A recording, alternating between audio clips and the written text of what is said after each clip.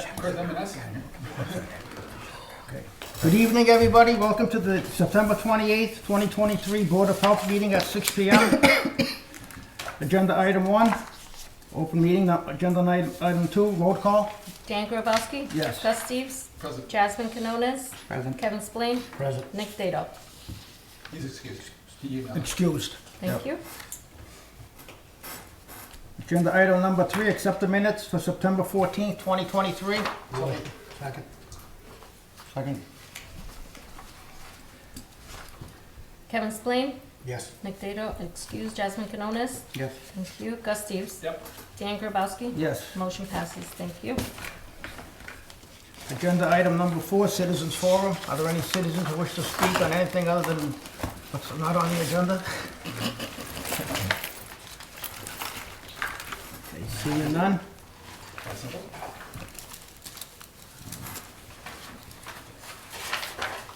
Still have a few minutes for the open hearing.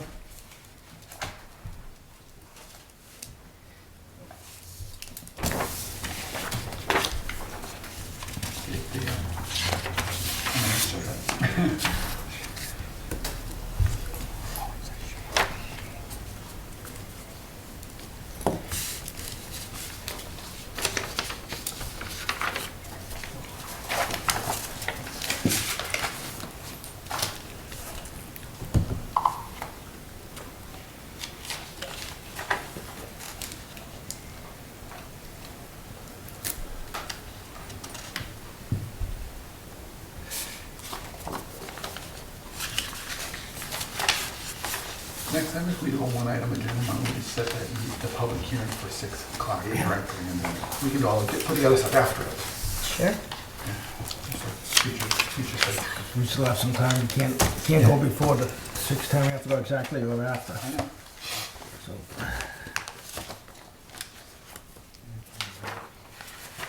I could have eaten up 10 minutes.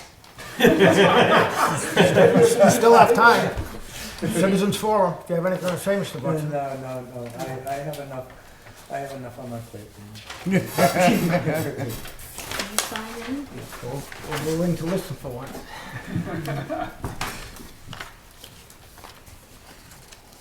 I think you can move to your next agenda item after the hearing. If the next one is scheduled next meeting, then we've got nothing else. Oh, that's it? Yeah. This was an emergency meeting for just for this. This wasn't a regular scheduled meeting. Okay, some boards meet every 2 weeks. We normally don't do Monday. I only have 5 out of 46, so most meet once a month. Yeah. I mean, if we had other stuff on the agenda, but, you know.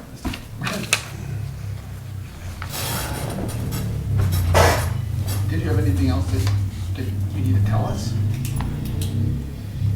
That we can amend the agenda to add to? No? It's clear and concise what was received from the vacuum control last. No, I meant other stuff that's going on. That we Oh, know about. pertaining to Not- that. Oh, not about this. well, speed down a little bit.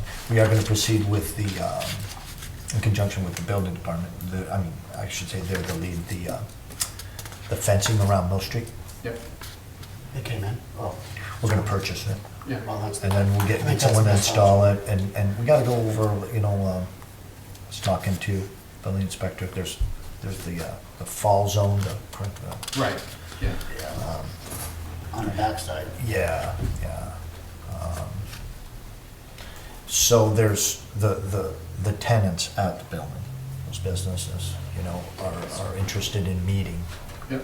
South Building Inspector and Town Manager to go discuss exactly where the locations may be taking place, the placement. That's gonna affect them. Right. I mean, Mike Julian has set forth what needs to be done. Exactly the locations of the fence. Okay. Okay. Jim? What's the present ownership status of the property? The status is actually, it's in bankruptcy. It's Yeah. okay. Yeah. Yeah. So we've been in communication with attorneys. Better handling, so. Mhm. that's where we are. How does that impact on the town's ability, well, first of all, you're making it safe with the Yeah, fence. yeah. But any further actions, either by tax lien or, That, again, would be addressed in bankruptcy court, but what we're looking at predominantly here is safety. That is just installing that fence because there's wall surfaces and roofs and things that are crumbling, essentially. And there's that, again, that impact zone, or that collapse zone, which is referred to technically by building, that has to be set forth, just to keep people away from that. That's where we are now, but it's gonna go around the circumference of Mill Street, and that's, I just talked to Mike Julian about roughly 900 feet, linear feet of. Easy.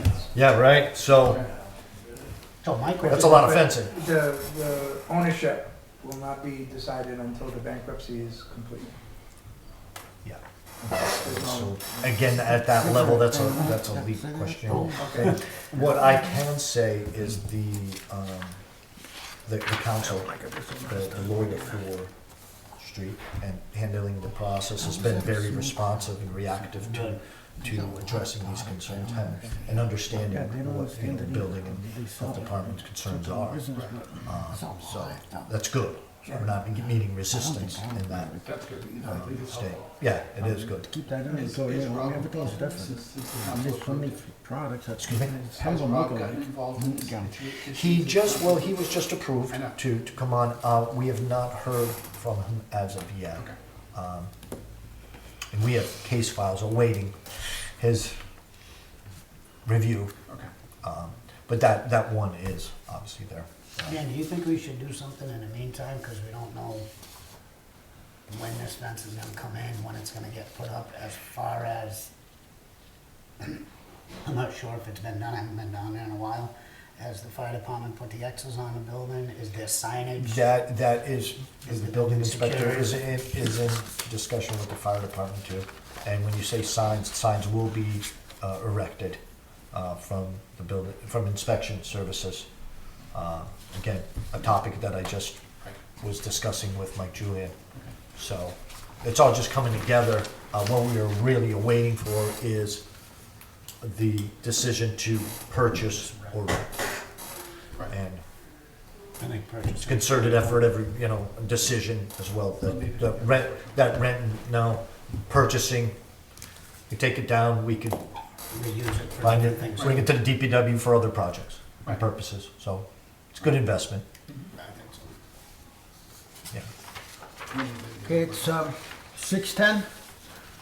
Welcome everybody to the 6:10 tobacco hearing against M&S Smoke Shop LLC, 14 Hamilton Street.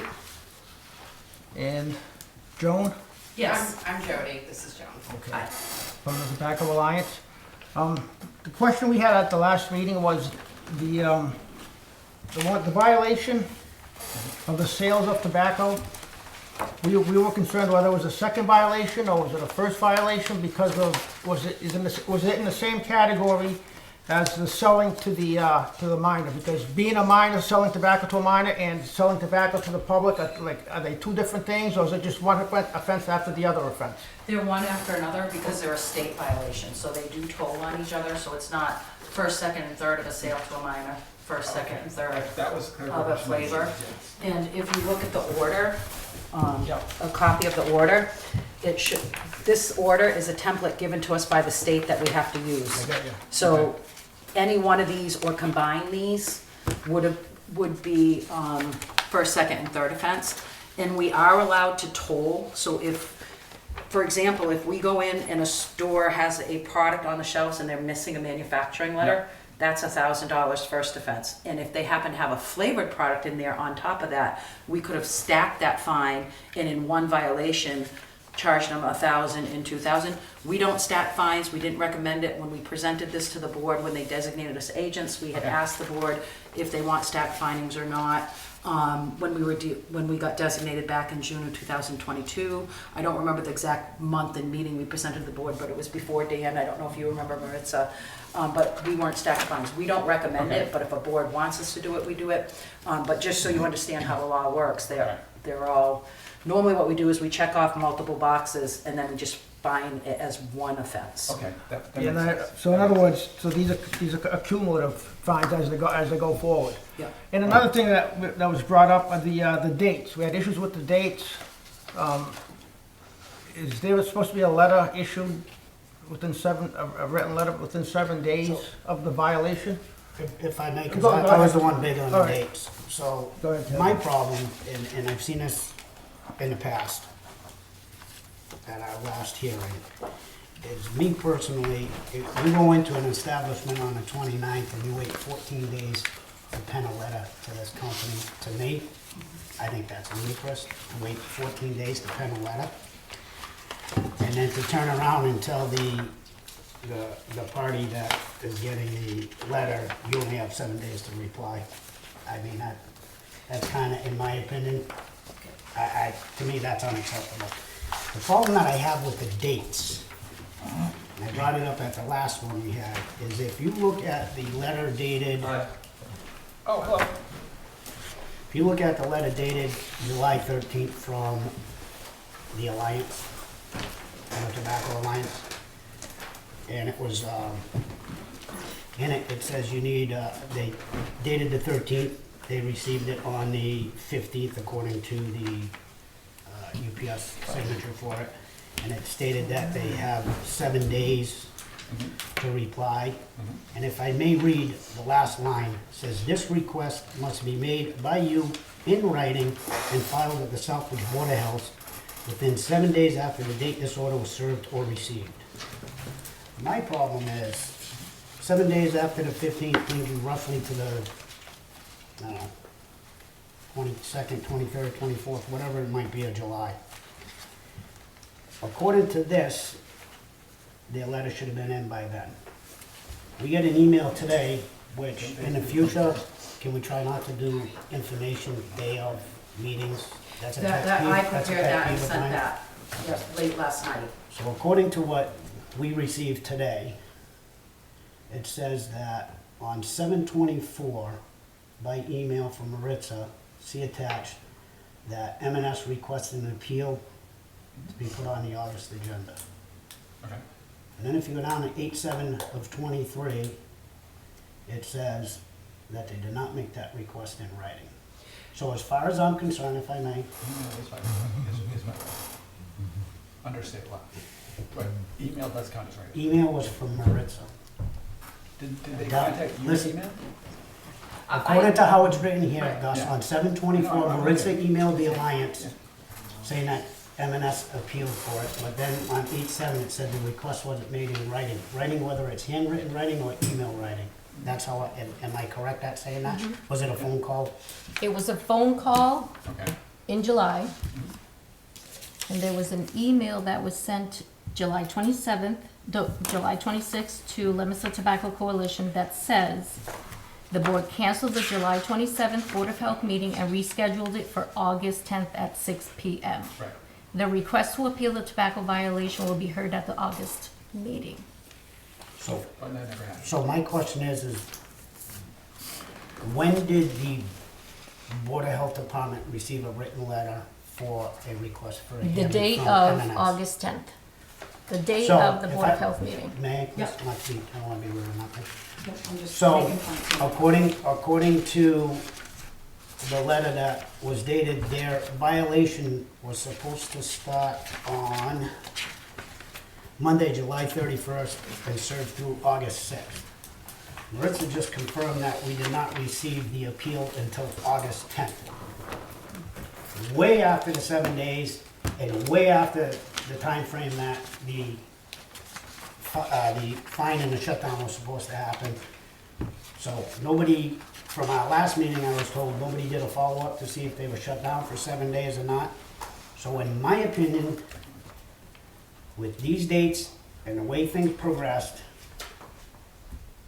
there was an error made on behalf of the Board of Health in following this timeline because nobody followed when they were supposed to be shut down. The letter for the appeal was not in until after they were supposed to be shut down, way after the time frame that it was supposed to be in. So I feel that it's an error on behalf of the town, And I think we should find M&S not responsible because of the error that the town made. Are those questions for me? Or is that a motion? I'm not gonna make my motion yet. I'd like to hear So, everything else. because I can respond to those, and I did respond to those in the point of this. So basically what happens is a retailer has the right for a hearing at any time. They made it known verbally that they wanted a hearing. Maritza let us know they requested a hearing.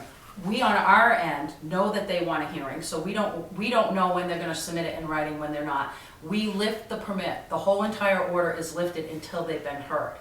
And 7 days is in the order, but the boards of health have latitude, and the law allows the Board of Health to extend those 7 days. They requested it verbally within 7 days, but they didn't follow up and put it in writing.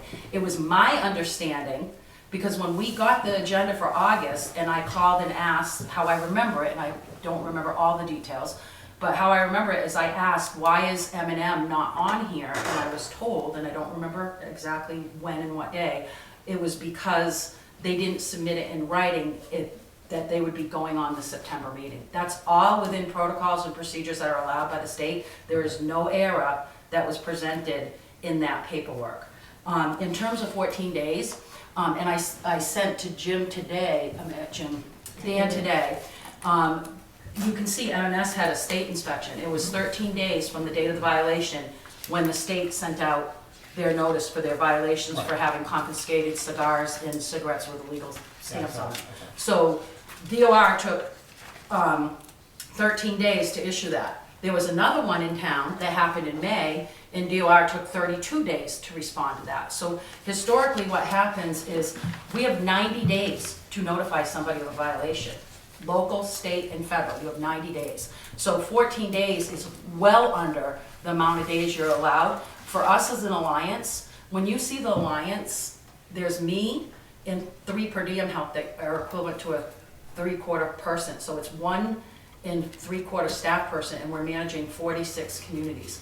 We go to the next available business days to issue out these violation orders for you, and we do it in the order they were received. And I explained to Dan, at this time we had significant violations, so it went out 14 days because there were that many violations ahead before we could do it. Sometimes, like right now, we just did violations from a violation that just happened 2 days ago. So it's as soon as we can within the order, but we have never even come close to 30 days, let alone the 90 days in issuing a violation. But federal, state, and DOR issue up to 90 days they have to issue it. So there's no procedural error, although it's desired, and I understand that. The fix for that would be, we have a draft violation template, and we can send the information over, and your own office can do the violation orders. This board and office voted back in June of 2022 that we will be doing the enforcement paperwork, sending it to you, and we'll be doing all the post-enforcement work on your behalf. We don't do anything. We work for 46 towns. We have 46 enforcement plans. We do exactly what each board wants us to do. So you may want us to do it this way for you, and another board, your neighbor wants us to do it a different way, and we keep, you know, a notebook, and we have a file for each town how they want it done. So on our end, we were doing it in according to what was designated for us to do. When Dan came on board, along the lines, we had a conversation asking if he wants any changes, and he said that he prefers for us to do the violation orders and inform him and keep it the same way that it has. When we first started with Southbridge, we found significant non-compliance. Other state agencies have found significant non-compliance. We've worked really hard with all the retailers in Southbridge, and we have really put a lot of good work in, and we were able to do that and correct a lot of things without issuing violations. We're not in the business of issuing violations, we're in the business of helping people come into compliance. The other thing is, we're funded on education, and that the education works. So if you don't want us to do the enforcement, we just put in that the violation was deferred to the Board of Health and outcome unknown, or you let us know and we put in what the outcome is. But all the funds collected go into your general fund. There's no benefit to us if there's a violation, except for every violation creates 11 to 20 hours of post-enforcement work for us on our end. So we really prefer, the cornerstone of public health is helping people come into compliance, not catching people into non-compliance. Right. So, you know, this is, you know, a more egregious case than we have with most people in your, in this community. We have issued fines of $1,000 and $2,000 in the past in Southbridge, and we've never gotten anybody to a $5,000 fine, because we work really hard with every retailer, clean slate, how can we help you? What can we do for you and your employees to make sure there's no more violations? So I just really, there's some new members, so I wanted the board to know, you know, how we operate, but there is no procedural error, and there's no protocol error in anything that has happened here. I just have one thing to say. The letter that we got that was shown to us was August 10th. That was a Thursday. That was a night of a meeting that we had. The following meeting that we were supposed to have on August 27th was canceled. So that prolonged things, and our following meeting was September 14th, which we They had. were unable to make it. So there were delays, but there was really no one to. no fault to anyone. You know, that's just the way it happened. I mean, but as far as Jody, right? Joan? Joan, I'll get it one of these days. That's okay. No, what you just said was nice to hear. I'm glad to hear, because we're looking at, like, you know, the dates weren't met, things don't line up, but what you just said was very helpful. So basically, you're within, so, That makes sense. Even if they got it on the 17th and they requested the hearing within those 7 days of the 24th, it was still well before the 31st. But the minute a retailer lets us know that they want an appeal, even if they're a little bit late, it's up to the discretion of the board. If they ask for it on day 8, you have the discretion to say, sorry, you didn't request it within your 7 days, you don't get a hearing, you have to pay the $2,000 or the $1,000, and you have the 7 day. Nobody wants to do that, because you really want to make sure. Sometimes owners are on vacation and their mail isn't open, so that 7 days allows you to say no, but it also gives you discretion to open it up more. And they did, I believe they called on this, within the 7th day, because the 24th, you said they recently, which means they called before the 24th, would have been in the 7 days. So they made it known, so if somebody makes it known, we do everything we can to, okay, continue with your business, the suspension is on hold until you've been heard. And we just had a board that had an April violation, and because of a series of events, quorum issues and all kinds of other things, some other emergencies, they didn't hold the hearing until the second week of September. So they went from April to September, and that's still within the law of having a hearing. Because sometimes the hearings in the Department of Revenue and a federal violation, you have to appeal it to a Zoom meeting with Washington DC, and sometimes those are booked 8 months out. So, but whenever somebody asks for an appeal, it just delays action until they have their opportunity to be heard. Kevin? If I may, a few things. I understand what you're saying as far as the appeal can be months out, I understand that.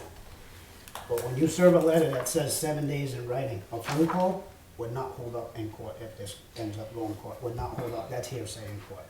My other question I have is if this is their second offense, their first offense that was on the 25th of June, they were fined, we have no paperwork on that, but they were fined $1,000, and I have a copy were of they it. shut down for 3 days for that as well, according to our law as written? They were supposed to be shut down July 31st for that. They paid for it on August 10th, but when we got the message from Maritza that they were appealing, we assumed they were appealing on both.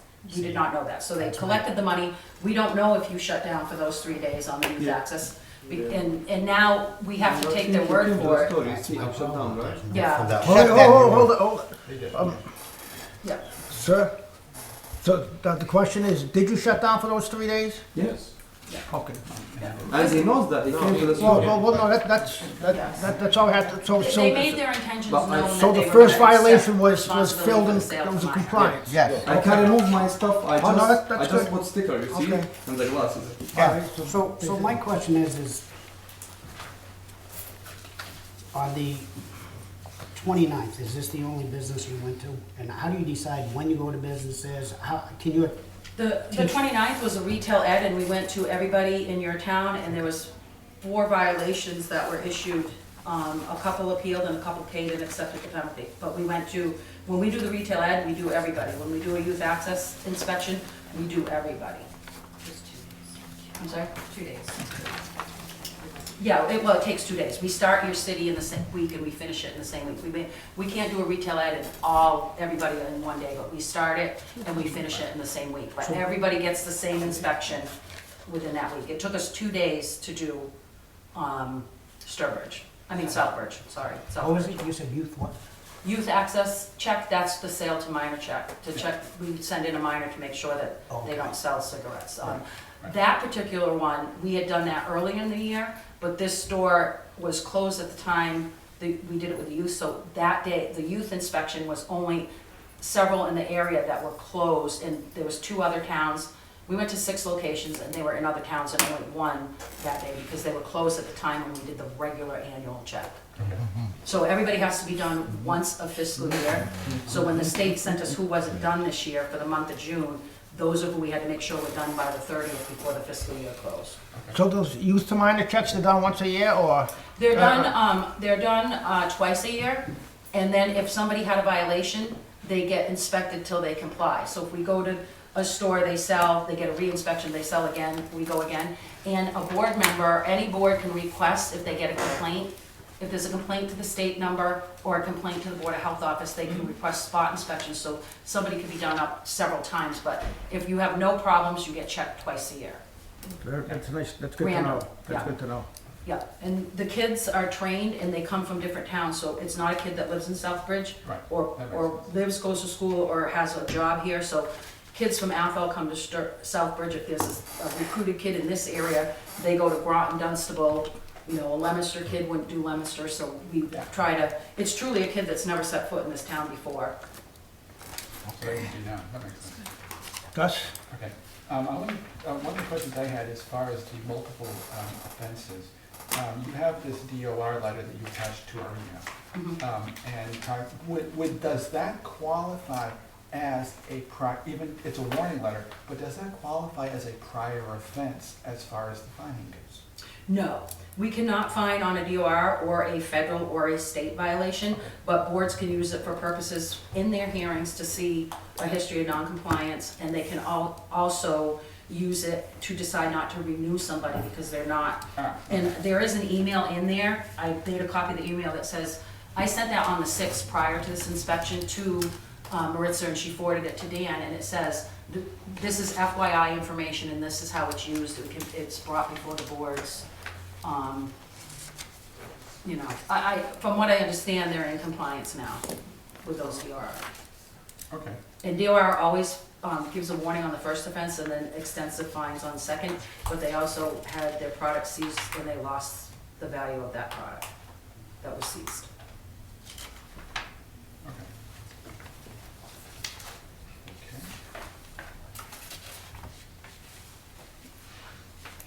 I included that in there so you could see how it's 14 days out, like other age, that's standard practice, not, you know. Yeah, because I mean, I can see that we would have. Gus, you all set? At the moment I am. Okay, and any more questions? No, Mr. Chair, I'd like to make a motion, we find him not responsible because a phone call is hearsay. And the letter should have been within 7 days according, you should have replied for hearing within 7 days according to the letter that the Alliance said to him. So I make a motion that we find him not responsible for the error on the town side. If anything, it should be the other way around. If they fail to apply, then it's on We them, did not on not, us. we did not do our job on it. Go ahead. What I wanted to say, I understand what you're trying to say, but what happens is, I go to court all the time. I go before judges, I go before clerk magistrates since 1994. What would have been a case is if they made it known verbally that they wanted a hearing and they got their letter in late, the court is more likely to find the board irresponsible for not allowing it. So the minute somebody makes it known, especially in today's time of equity issues, you are supposed to bend over backwards as a board to make sure that they have their hearing. There is no violation, the board didn't do anything wrong, there's no procedural error in that. They made it known they wanted a hearing, and if it's a practice of your board, 7 days stern, you have to do that with everybody.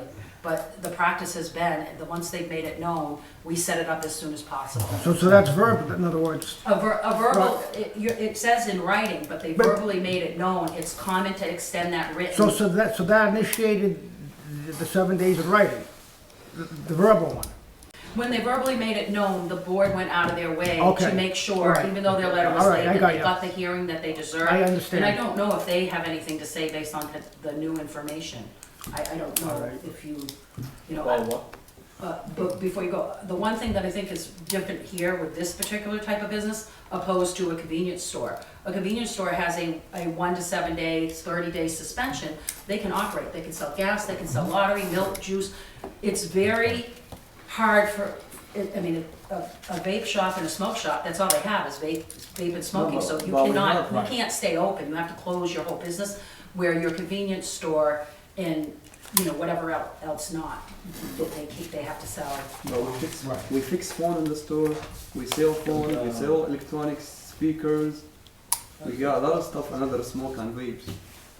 Right, so you could still stay open, but. I'm still open, but I bought a lot of stickers in the Put a lot of store. stickers We in not the- sell tobacco between this time to this time, you know. Right, but we haven't, you're not doing that now, because nobody made a decision and we haven't. No, right now we not No, doing right that. But if there is a suspension Just- day. Yes, we have. Exactly. we But do but that. it hurts a smoke shop more than it does a convenience. It hurts everybody, but it Yeah. hurts a smoke shop more than it does a convenience, which is why we work really hard to make sure they understand what their responsibility is. I just have one question to the smoke shop. What have you done since the last time we spoke in your store? All these pictures out that we saw and stuff, what, have you removed any of these products? Yes, all of them. They're all We, gone. I removed it when she in the store. She removed it. Same. But I So you don't- was- the so- They question- loaded up their I have a trucks. question. She told me the King Balm is gonna be illegal, remember? Yes, King Palm leaves. But it's legal before, right? No, it hasn't been legal since June 1st of 2020 because it's a tobacco flavor enhancer. No, And you can't have a flavored enhancer. And an enhancer is any roll, leaf, wrap that you can roll up with the Yeah. intention to inhale and exhale a product regardless of nicotine content in it. So it falls under like a rolling paper. So you had flavored palm leaves. If it was a palm leaf that had no flavor in it, you can have that. But because you had a flavored palm leaf, that is in violation of the law. That's a state requirement. They're not legal in any town in the I state. think you take everything out. I put in there. Okay. Put that next to my office. If I can follow up on that, because what I think I kind of was unclear about this in a previous forum, where how do we know which items are legal and which items are not? By- On our end. Okay, on your end, So that when we see this long list of Yes. things that you submit. yeah, there's 80 to 100,000 products. So, I do this 24/7 for a living since 1994. One at a time, one at a time, Like this. one at a time. We lost Okay. You order, remember the man. last time you told me? Joni's got the floor. Okay, so I can explain that simply. Please. If you look at the violation order, there is a, it's the one highlighted, failure to maintain a record of Right. documentation. Every tobacco store, whether you're a shop or a convenience store, if you wanna sell 1 or 100,000 items, you need a letter for each individual product from the manufacturer verifying that they meet mass standards and they verify that they are not flavored. It's an attestment letter. All the manufacturers that are legal in Massachusetts to do business know this, and all the distributors know this, because anybody who has a license in Massachusetts to distribute, whether it's online, from another state, Cormark, J. Pollock, all those distributors, and every known manufacturer that has a license to do business, R.J. Reynolds, ITG, they all know this and they have the letter. The state has a one-page requirement of what the letter needs, and you're not supposed to put anything on your shelves unless you have a letter. So if a distributor comes and says, I want you to put this on your shelves, I can't until you show me the letter. Nothing is supposed to make the shelves. So those letters are what tell me, you, and everybody what's legal and what's not. And that's why there was a warning, not warning, but undetermined, because we saw products we never saw before. Okay. And do you have a letter for this? No, so it says undetermined. We don't know if it's a flavored product or not, but it's not allowed in the store, and it's still finable because they didn't have their manufacturer letter before they put it on their for sale shelf. So the manufacturer letters is what tells everybody. Because now if I'm R.J. Reynolds and I verify this product isn't flavored and it turns out, Attorney General Office is gonna sue them for a lot of money. So the letters is what So you're not supposed to put anything on your shelves without that letter in hand. And if you have a distributor say, yeah, this isn't flavored, go ahead and put it on, the distributor has no skin in the game. Exactly. And it's the retailer, That's the the issue. law says the retailer has to either contact the manufacturer themselves, or the distributor can help them get the letters, but the letter cannot come from a distributor, it has to come directly. And in theory, if Marlboro is on the counter and I come in and I ask for the letter for Marlboro and they don't have it, it's an unflavored product, but it's $1,000 fine. We're not punitive like that. I don't ask for letters for products that we know aren't flavored. And I noticed from the photos that you had that there were dozens of products in there. I mean, I don't smoke at all, so most of those products I didn't even recognize. You know, I'm starting to recognize them now from what we're doing, but I mean, 3 of us are new to the sport, so, and so that's a concern of mine. And I understand, thank you for the explanation, that makes a big difference. Where do you draw the line? One of the issues that I want to go back to something that we had talked about at the very first hearing, and I'm glad you're here to help clarify this, is where does your authority begin and end when it comes to cannabis and CBD? Okay. So there was cannabis and CBD. If we see CBD products we have a packet for them if it's edibles. There's no CBD edibles allowed in Massachusetts. Every store from Providence Town to Pittsfield has CBD gummies. It comes under the Agricultural Commission and they don't have an enforcement. So if we see them, we mark them on our sheet. We don't have to look for them, but if we see them. So they're logging everybody in the state who has them, and at some point, somebody's going to do something. But right now, everybody sells them, nothing happens. Everybody will probably be given a warning. That's what the When chief it was comes to saying. cannabis, if we see a marijuana product, a THC product that's beyond 3%, under 3% is allowed, and we had good conversations about that. I think we have a good understanding on that. But if we actually see a marijuana product, we treat it like a tobacco product, because tobacco under the law is defined anything that you light, put in a paper pipe, whatever, inhaled and exhaled, regardless of nicotine content. So we had them remove it under the tobacco product law. You can't have this, even though it's not flavored, it's an illegal product because it's not a tobacco product. You need to remove it. We did send this violation in order. Cannabis control is under a new restructuring, and we sent it into cannabis control because that was a significant amount of marijuana product that should only be in a cannabis shop. That's not our horse and pony show or our monkey in our circus. So we just forward that information to another agency, and to my knowledge, I don't think they've ever picked it up because they're in the middle of restructuring. It still may have been a small amount in comparison to them. We wrote that we asked them to remove it, and they did. Yeah. And it wasn't they didn't put it back in the store. So at this point, you know, you don't want to pass the buck to another agency, but we have to stay in our lane. That opens up a To different. follow up on that, Yeah, is that it does. I specifically actually talked to CCC and to our chief of police about this. Because of the fact the CCC specifically said that they do not have any enforcement authority over anybody that doesn't have one of their licenses. Okay. Okay? I know for a fact that M&S does not have one of their licenses, because I was on the council when we approved the whole. Yeah. Well, yeah. And I've never denied that. And I asked the chief of police about that, and they said that they took a look at it, and that all they found was CBD, which is legal. So, that's all I know. Yeah, I mean, well, we have pictures right off of inventory that says this is a marijuana product, so it's just kind of. I saw that. Yeah.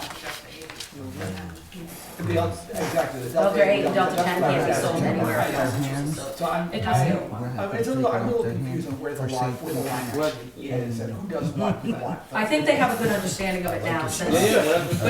since the Department of Revenue and Because we this. have department, tobacco, state, and the city hall, the control, so the second violation, the first violation, I'm confusing, that's why we come in here Yeah. to understand. I see everybody confusing here too. We're much better, we're much better now. Yeah. Thanks for that clarification. Anything else, Gus? I think that's it, yeah. Okay. We gotta move All on. right, we're all set, we're gonna move on. Yeah. There's a motion on the table to find M&S not responsible. There hasn't been a second. You second it? No. I second it. For them not to be held responsible. Thank you. Yeah. Not responsible? or responsible? Not Okay. responsible. Thank you. Have a motion and a second. Roll call. Gus Steves. No. Kevin Spillane. Yes. Dan Grabowski. No. Jasmine Canonia, sorry. Yes. Motion fails. Yep. Motion fails, it's 2-2. So there won't be a second violation.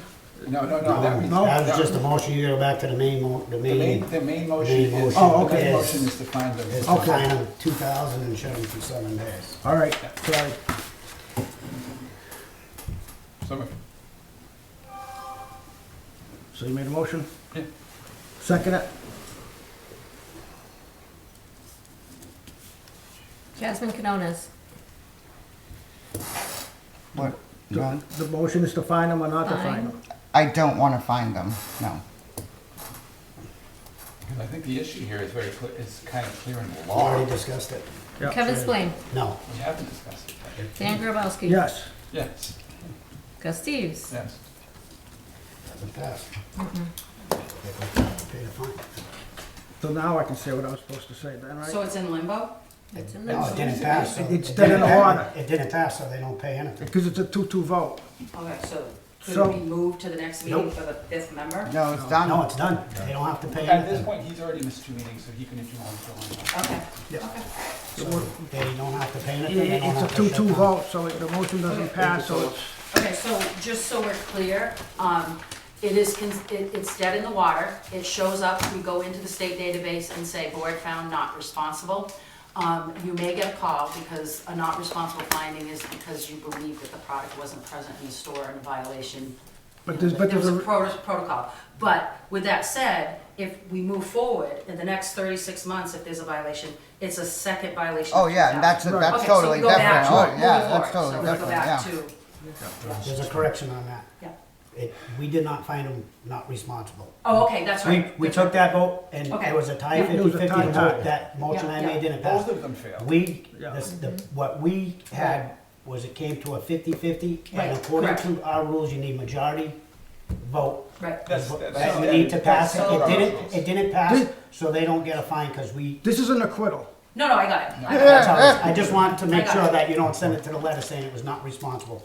This was just, We didn't find them, that And wasn't then it. we consider this, like, in terms of us, we consider this a clean slate, moving Exactly, forward, helping yeah. you come into Yes. compliance. Yeah, thank you. There, we did not do any re-inspections on the stores that had hearings, so we do have to do an unannounced re-inspection, Of course. and then we start that's what the we- annual re-inspection. Yeah. But 36 months is a long 36, time, so yes. the next time, Exactly. and that means sale to, we're not fining on manufacturers, just so everybody understands. We For have to keep the manufacturer manufacturer letters, store. we were giving them 3 business days to produce them, because sometimes we go to the store, they're right there, or the clerk doesn't see them. Yeah. So we give 3 business days, so we don't fine. Sure. Almost 99.9 come up with them within the 3 Gotcha. business days. So I want to show you that we are business Absolutely, friendly yeah. on your behalf. And then the other part of that is they are unannounced, but retailers can call us and we can come in and train your staff in the store. Perfect. And we're gonna extend all this training moving forward with Yeah. them. But, we're hoping that 36 months is a long time. And Yeah. your local reg tolling period is 24, but on those things, that you have to go by the state tolling period, which is 36 months. We're turning So over. we do no- want everybody to know that, Noted. we consider this a completely clean slate. We're starting from Well, from the clean slate beginning. with one violation. With one violation, I yeah. have a question for you. Sure. As far as these violations go, you say they stack. So say it, within that 36-month timeframe, you do that youth Check. check. They'll have at least 2 this year. Okay, so you do that and they fail. That would be considered their second violation? Yeah. And then if I find flavor in the retail ed, that's That's That would be another their one then, third. correct? That's another Okay, one. that's what I was trying to do, because in my opinion, I mean, they're selling to the That's minor, what I you was slap them asking. with a $1,000 fine, in my opinion, that's a joke. In my opinion, it should be like a $5,000 fine for well, that. I will say this, the 3-day business suspension costs them a lot of A lot, money. and I agree. So the You should be- suspension is, it- almost every retailer would say, I'll pay that fine all day long, please don't suspend me. Right, No, that's- for some, it could be $10,000 to $20,000 on a 3-day suspension, Yeah. because you're smoking is now not buying your gas, lottery, milk. They're gonna go somewhere else for all those other purchases, so. Oh, yeah, we see the same kind of thing with alcohol licenses. I mean, it's all, Thank you. that doesn't come to us. Thank you as well. Yeah, and I wanna make it clear, we work for you, and we're like Burger King, we do it your way. So if there is any other type of, you know, like, this is how we've done it, because this is how we've been instructed. So if, as we move forward, you have some thoughts with Dan, I've explained to you how we work with you, I gave you our alliance services. If there's any changes you would like seen that we can do that's, you know, legally capable of changes, we'll change any of the protocols, so. And one of the things that Dan has asked is that when we're coming to town, just, we don't have to tell him we're coming today, but when we're within 24 hours, let him know. Yep. So he has an idea that paperwork's coming and, you No, know. no, we're getting ready, we're getting ready, yeah. Yeah, and with the sale to a minor, we always call the store the next, we don't with Flavor because we're in the store and we're telling you, you did it, but with a Flavor, we call the next day, business day, and tell them, so they can look at their cameras and see for themselves and start figuring out themselves. So we may not, that sale to minor, we may not get it to you for 14 days, but the manager or owner was called the next business day, so he knows. It's unfortunate to tell you, on Friday there was a sale, Saturday there was a sale. We go out on a Thursday, yesterday there was a sale. So they do get a courtesy call from us, so, because we understand that people have security cameras and they sometimes go 3 day, 7 day, 21 day, depending on the subscription a month, and they can't go back and look at their cameras. So that's why we make that courtesy call, and we document that call. Sometimes we can't get through because the voicemail is full, or they see tobacco on the thing and they don't answer. You know, it's Joan, we're not answering. So, you know, it all depends. And my number is given to every retailer on the back of the business cards. It's in every letter. It's my direct cell phone number for any retailer to call me anytime they want with a question or concern to help them with whatever they need. So you'll go into stores and help train, that's a fee Yeah, we you go charge, in, is we that go free? in. Yep. So my recommendation would be to retailers to use that free service that they offer. I agree. Yeah. Free help like that coming That's is, Yeah. you don't, that letter free, that word free is We not don't cost heard you too a often. dime, we're 100% free, but you have full control of us, just like you do any other agent that you're paying through the town money, Okay. the town money. Thank you. What kind of training can you give us as a board? So that we understand, so we more clearly understand what our rules are, what the rules actually are, that kind of stuff. Well, I mean, as I mentioned, there's 3 of us that are brand new. I can come in and do a training with you, like we can set another agenda time where I can come in and go over anything you want to do on tobacco law. You can ask me to research any tobacco law. If you see something in your community and go, Joan, I walked in the store, I saw this, it doesn't look right, or I went into this place, they were smoking, you can have us do an investigation for you. But how we work for you and all the different tobacco laws, we can come in and spend an hour kind of going over them all with you in a meeting.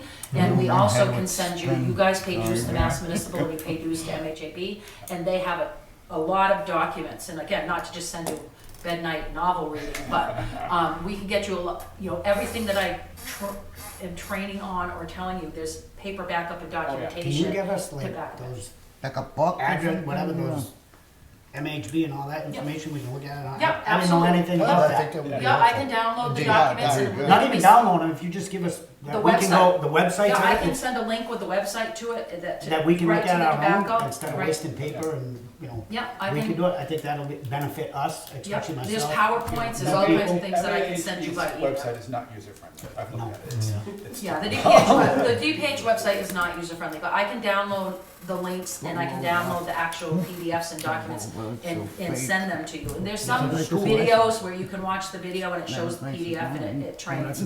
And every year at the MHAB conference, there is a tobacco component for board members that they can sign up for, and it talks about all the authority and the different laws and how everybody works together with it. When is the MAHB conference? They have a couple a year, but the big one, isn't it usually in the fall? October. October, yeah. Yep. Association. For, that one's designed more toward board members than agents, so. Do we have access to And that? I just wanna let you know, I feel all your responsibility, because I've been a chair and vice chair of the Athol Board of Health since 2003. How much? I was the chair until like 4 years ago, and I Per passed person? the baton to someone 3 else, days. so I definitely understand what you guys are. But that was the early group. Is that it? Okay, Thank you. thank you. The early bird. Thank you, Jody, thank you, Thank you for Jody. articulating that. This hearing is closed. Where is it?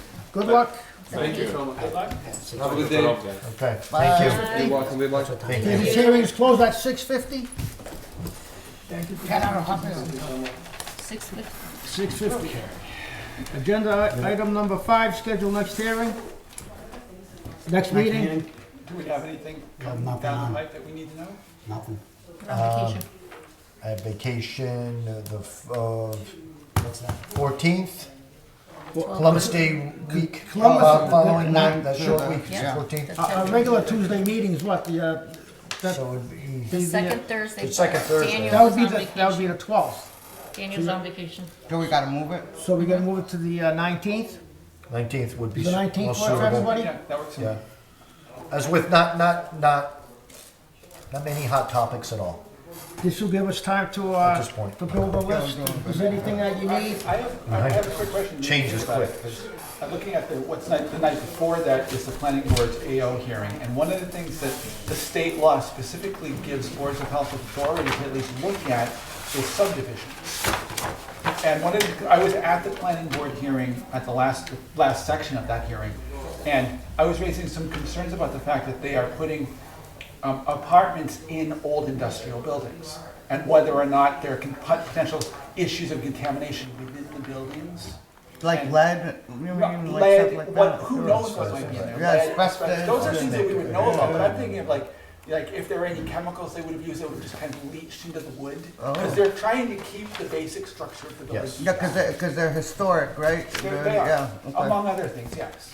So I was kind of concerned about that, and I was wondering, trying to figure out what our role as a Board of Health would be in terms of that planning board process. Because obviously they have final oversight, final decision, but I don't know what our role is with that particular element of the law. It's a very good question, but we are certainly able to be involved. That I am aware of. Does you have like an inspector, like a person you work with? To do the housing, Yeah, yeah, yeah. we had, it was Emily. Yeah. And what we do with these subdivisions, most of the time, we're asked to do inspections. Okay? Structural inspection? No, well, they're housing code inspections. Gotcha, Okay? yeah. In which the entity and the owner of the subdivision, these apartments, dwelling units, pays the Board of Health to ascertain compliance of the housing code. But with that said, there's no initiated environmental testing or testing of any surfaces within the units That's or what you common want, ways. Gus. But at this point, the issue is that they want to put apartments in buildings that are not yet currently apartments. They are designated by zoning to be mixed use. Sure. And Yeah. they've already built a couple of, you might be aware of AO credits, they've already built the two buildings on Case Street that are apartments already. And these are the next two. I think they're 30 and 40 Optical Drive, I think they're called. And they're looking at trying to add a couple hundred more apartments in those buildings. Oh, I know what the one you're saying. They're the that ones on went the wide, other side of the right? river. Oh, but the Those are behind the the ones that are building in the built. back, Those are done. where the buses are? They went to the other side of the river, Really? yeah. Huh. Mr. Buxton has one quick So question. that's why Sorry. I wanted to say about us getting involved in that, because I'm a little concerned about that. Yeah. Ironically, I've attended enough Board of Health He was there meetings. too. If you're going to tear down a blighted property, you have to do a hazardous waste cleansing or inspection before you can tear it down. Yes. I think what A Gus survey, is kind asbestos. of hinting at is there any inspection done prior to the development of a... Exactly. That's the kind of thing we do. There is not that I am aware of. So certainly there could be allegations, again, before the development of these units, where a facility, an old mill, let's take that, it could be subject to contamination. Exactly. VOCs, et cetera. A lot of these chemical compounds, arsenic levels. Certainly we have the regular ones, the leads, the asbestos. Oh, sure. But anything outside of that, and those parameters, which are the norm, the health department traditionally has not initiated any type of testing or an investigation, inspection. But can we? Do we have the legal authority? What I am saying is, if it's just subject to allegation, no. okay? You would have to ascertain. Yeah, exactly, but Right. how do we determine if, I mean, because I don't want it to create more problems, obviously, but I want to determine that, from a health point of view, Sure. even the idea of even putting apartments in there is sane. Right. With that said, then, the Board of Health has the right to enact a policy, a regulation, or a bylaw. Maybe You know, there's it like would a be, list it of, would be a Board of Health regulation similar to the ones we have right now, if enacted, supported, that could, in fact, make it a protocol and policy to have those type of buildings tested, yeah. Pre-test. retested. Before it turns. Is- Right, is there- a comprehensive test from wood to metal, To the ground. to ground, Yeah. sure, that Is there can a be done. list of materials used? I mean, because I would I'm think not maybe aware that, of one. because that, maybe that is something that we could utilize to then jumpstart, like say, oh, these, Right. you know. and then- Exactly. What you look back is industrial, excuse me, usage back. Right. And then how what much was would it really cost used. us? Another thing has to be cost, That right? is true. Like, what Yes, is the cost of something? there is a like- cost yeah. associated, and Yeah. it could get And significant who would take that? The builder? I don't Uh, know. you know, These are all if questions if I'm trying to incorporated figure in a out. I don't know. regulation that stipulates, yes, it's the builders, Right.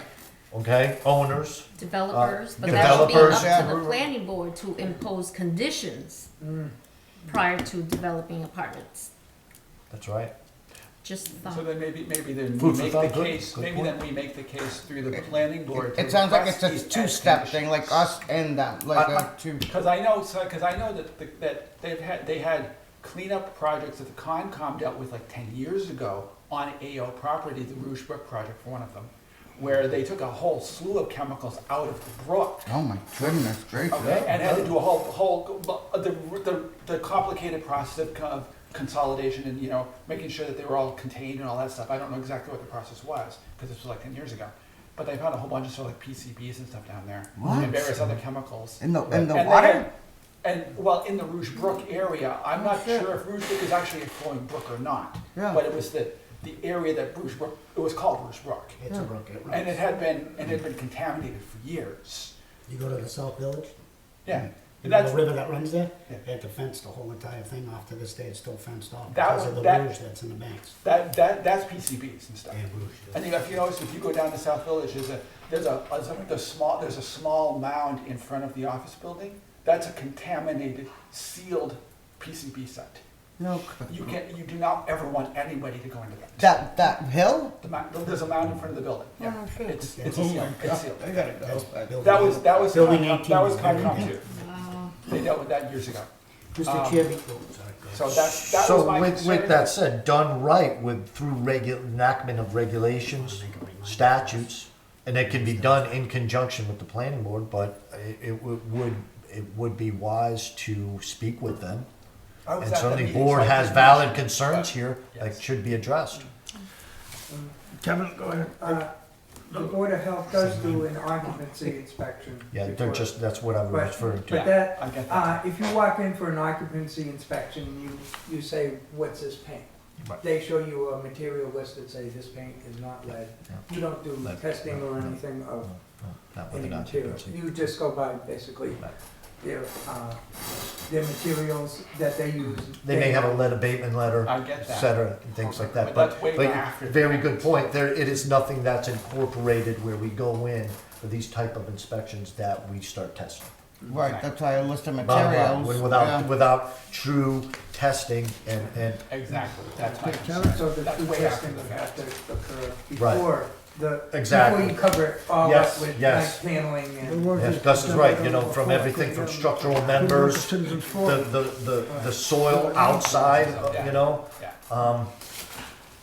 Good luck. there's a lot. All right, we have to continue. Kevin, one question? No, We set I'm our not- meeting for the 19th. I just want to remind everybody, next Thursday, the 5th, 2 o'clock, we're invited to the Blight Right. at Oh, right. 555 South Street. Because it's going to Oh, be 4 that's hours. right, yeah. What time was that again? 2 o'clock. Okay. Agenda item number 6, adjournment. Motion. Second? Nah, third. 7 o'clock. Dan Grabowski. Yes. Jasmine Canonas. Yes. Kevin Spillane. Gus Stevens. Yep. Motion passes.